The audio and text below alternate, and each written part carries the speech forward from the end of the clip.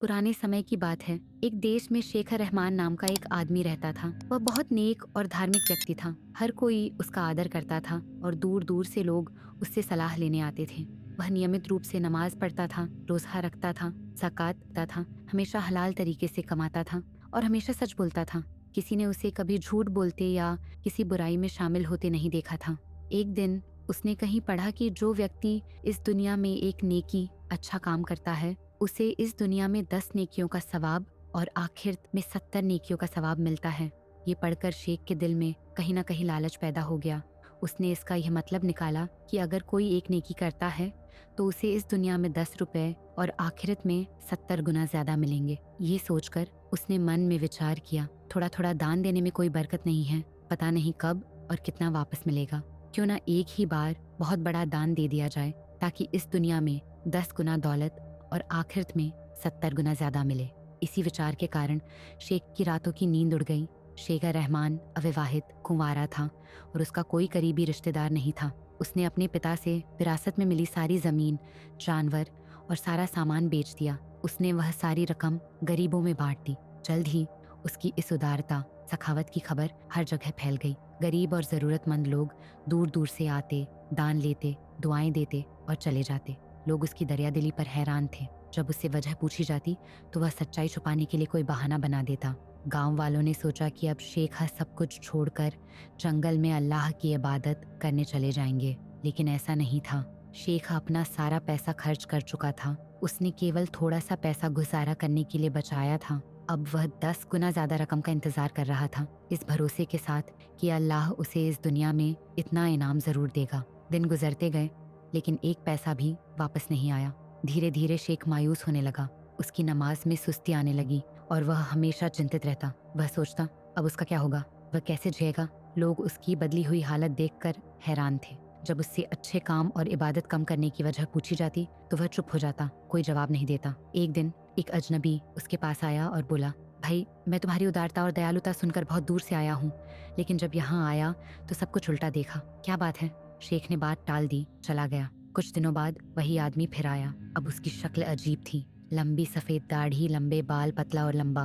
उसने कहा, शेख साहब, मैं आपके नेक कामों को सुनकर आया था, लेकिन अब हालात बदल चुके हैं। शेख ने गुस्से से कहा, भाई, तुम्हें और कोई काम नहीं है? तुम इतनी दूर से मेरे पास क्यों आए हो? दुनिया में कितने ही लोग नमाज नहीं पढ़ते, तुम्हें मेरी इतनी चिंता क्यों है? अजनबी ने, जिसने अपना नाम मंसूर बताया, जवाब दिया, चिंता की कोई बात नहीं है, लेकिन आप बहुत नेक थे। आपने अपनी पुश्तैनी जमीन बेच दी और सब कुछ दान कर दिया।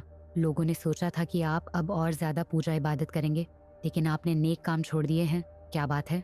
शेख ने नाराज होकर कहा, अगर मैं तुम्हें बताना ना चाहूँ। मंसूर ने कहा, जब तक मैं जान नहीं लेता मैं ये राज राज ही रखूंगा। शेख चिल्लाया, जो मैं ठान लेता हूँ वो कोई नहीं रोक सकता। मंसूर ने कहा, ठीक है, मैं भी देखता हूँ, और गुस्से से चला गया। शेखा हैरान था कि वह आदमी उसकी इतनी फिक्र क्यों करता है। फिर उसने इस सब को भुला दिया, लेकिन लालच अभी भी उसके दिल में बाकी था। एक दिन बहुत तेज बारिश हो रही थी। आसमान में बिजली कड़क रही थी। किसी ने जोर से शेखा का दरवाजा खटखटाया। जब उसने दरवाजा खोला तो वही मंसूर बारिश में भीगा हुआ गधे पर सवार था। उसकी हालत बहुत खराब थी, कपड़े फटे हुए थे, दाढ़ी बहुत बढ़ी हुई थी। शेखा ने पूछा, तुम इस हालत में यहाँ क्यों आए हो? मंसूर ने जवाब दिया, मैं बहुत गरीब हूँ, मेरा इस दुनिया में कोई नहीं बचा। मैं आपके पास आया हूँ ताकि अपनी बाकी जिंदगी आपकी सेवा में गुजार सकूं। शेखा ने कहा, लेकिन मेरे पास अब कुछ नहीं बचा है। मंसूर ने कहा, मुझे कुछ नहीं चाहिए, ना तनख्वाह ना खाना, मैं बस आपके साथ रहना और आपकी सेवा करना चाहता हूँ। शेखा ने सोचा कि उसे मुफ्त का नौकर मिल रहा है और उसने उसे रख लिया।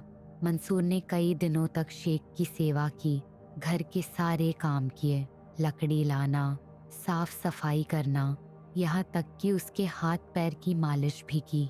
शेख अब बहुत खुश था। एक दिन शेख ने कहा, मंसूर, मैं तुमसे एक जरूरी बात करना चाहता हूँ। मंसूर समझ गया कि शेख अब अपना राज बताने वाला है। शेख ने कहा, मेरे पास अब कुछ नहीं बचा है, दिन में एक वक्त का खाना भी मुश्किल है। मैं तुम्हें सलाह देता हूँ कि तुम कहीं और जगह ढूंढ लो, मेरी वजह से दुख मत उठाओ। मंसूर ने कहा, हुजूर, शेख, मैंने लालच में आकर आपकी सेवा नहीं की थी। मैंने वादा किया था कि हर हाल में आपके साथ रहूंगा, इसलिए मैं अपना वादा निभाऊंगा।